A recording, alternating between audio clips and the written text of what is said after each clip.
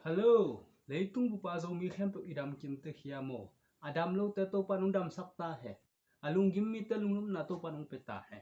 Tuni na luka alien som linga na tung to ni na to pa kamal ungen noming. Ite sa sa hi luka alien som linga na pen ta patai mang pa thu hi. Pa pi khan ta pa ni ne hi. Anaw zu pa a u tu din gam ta in. Khosungwa nuak te to tangwal te to nuam san a u tu din ne in don in omui. Tua bang teng to lung kim lo lai ni khat ni tak chen apa kia nga pa o ka u to ka gam ding ong lang hom sakil la ki ha ding ong pia in tua teng to ken nuam san khot bang na zang in om nuam chi hi apan in ma hi manin anget bang bang pia hi uten au te pasianin ithunget na te e ha ding in hoi ke ta le e ha ding law wai ta le hong in ma hi man ong piak tam pi ta kom the hi ithunget tak chen jong pilwang ni o ta patai mang pa ama siat na ding ama i man than na ding ai hangin apa in I lu hi man anget bang bang pia hi apiang ma bangin atapa jong ong jang hiala atom na ama ding lamit na abe na dun ong suwa hi ta patai mang pa ayin pat ong pai hiat tak te sumle pai tam pi tak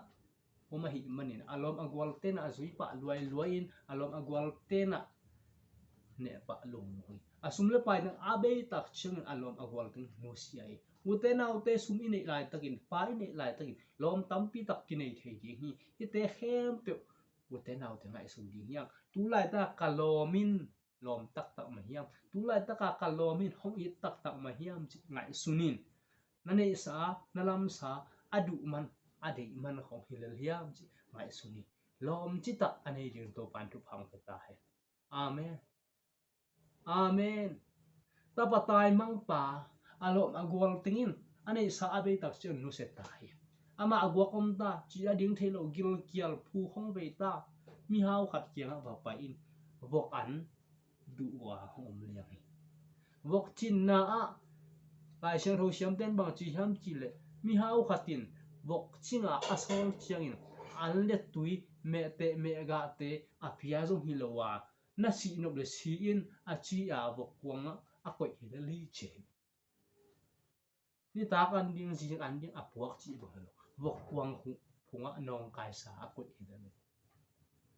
ina u tu din gam tai nu le pa thu mang lo I gam tat le u te nau te ta patai mang pa ma bang vok kwang phung chiang no a ge tung the hi tu ni na nu na pa na sangam na u na naw nang sa u zo sia sia ma te thu mangin hang no te hel zot na ding lam pia hi ke na ka le tu ni in na nu na pha thu mangin na nu na pa thu mang ta patai mang pa apa thu amal lu manin me zolo hi vok kuang phung pan ong kisia ke lai santa vok andu go in ka om liang hangin ina kana sem te u khamba om ngel ding ben mo hong pho khi ong kisia ki toy man ke thau in tun chia ning chelia utera te tuni nahi na pan thau in che vok kuang phung pan in che zu na don do le zu phung pan ki khelin la biakin lam zuanin la lai siang tho simin pasian thulung mai ki kin zuaw khem mi gen sia na hi le tua pan ki khelin nu le palang do do ne tua pan ki khelin jesu kasi gumpa to pa sang na hello na u tu to au gam ta lai na hi le jesu kasi na to pa na gumpan sang in jesun o ki thi ta patai mang pa a in a chia chiang apa ngong koi na uten autte pasien kyang ban gam la pi tak da pial khit hangin na chia king na le mo pasien ong sa nga ong ngong koi hallelujah to pang to siam sak ta